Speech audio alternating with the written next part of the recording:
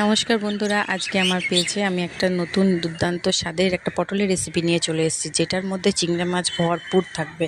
তো যেটা হচ্ছে, পটলটাকে আমাকে চিড়ে নিতে হবে, নিয়ে তারপরে পটলের মধ্যে যে বিচিটা আছে সেটা বার করে নিতে হবে চামচ দিয়ে, দিয়ে অল্প তেলে ভেজে তুলে নিতে হবে। এটা অবশ্যই সরষের তেলে করবেন। তো সে যে তেলটা বাকি ছিল সে তেলটার মধ্যে একটু জিরে ফোড়ন দিয়ে, পেঁয়াজ দিয়ে, চিংড়ি মাছটা দিয়ে, লবণ হলুদ দিয়ে একটা পুর বানিয়ে নিতে হবে। পুরটা আমি ঠান্ডা করতে দেওয়ার পর আরেকটু তেল দিয়ে পেঁয়াজ ভেজে আদা রসুন বাটা, যেটা বেসিক মশলা, আদা রসুন বাটা, জিরে গুঁড়ো, ধনে গুঁড়ো দিয়ে একটা গ্রেভি বানাবো। ঠিক আছে, একটু মিষ্টি দেবেন। তারপর এই যে আমি চিংড়ি মাছের যে পুরটা বানিয়েছিলাম ওটা আমি পেস্ট করে নেব। পেস্টটা আমি করে নিয়েছি। পেস্টের মধ্যে আর কিছু দেওয়ার দরকার নেই, যেহেতু সমস্ত কিছু ছিল। এবার আমি ওই পটলের মধ্যে পেস্টটাকে আমি ভরবো।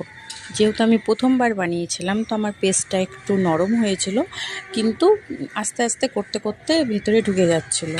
একটা মানে চামচের সাহায্যে বা একটা এর সাহায্যে, একটা ছোট্ট হাতের সাহায্যে বা চামচের সাহায্যে আপনি এটাকে পুরটাকে ভরে নিতে হবে। ঠিক আছে, পুরটা ভরে নেওয়ার পর, পুরটা ভরে নেওয়াটা একটা বড় কাজ, যেটা হয়ে গেলেই গ্রেভির মধ্যে ওটাকে আমাকে দিতে হবে।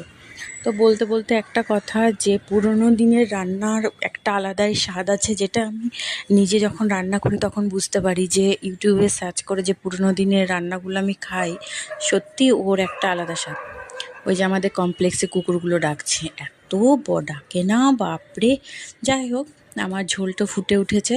এবার আমাকে পটলটা দিতে হবে। পটলটা দিয়ে আমি কিন্তু খুব কম আঁচে ঢাকা দিয়ে রেখে দেবো, কারণ ওটাকে যেহেতু গ্রেভিটা কম, না হলে ভালো হবে না, তলে লেগে যাবে। তো দেখতেই পাচ্ছেন এইভাবে পটলটা সেদ্ধও হয়ে গেছে। আর যে বাটাটা ছিল সেটাও আমি একটুখানা ওই গ্রেভিতে দিয়েছিলাম, যাতে টেস্টটা সুন্দর আসে। তো আমার এই যে পটলের দোরমা রেসিপি তৈরি হয়ে গেছে। ভিডিও আমি খুব একটা ভালো করতে পারি না, ভয়েস তেমন দিতে পারি না। যদি আপনাদের পছন্দ হয়, যদি মনে করেন এই বোনটা ভালো, তাহলে একটা লাইক সাবস্ক্রাইব অবশ্যই করবেন। Love you.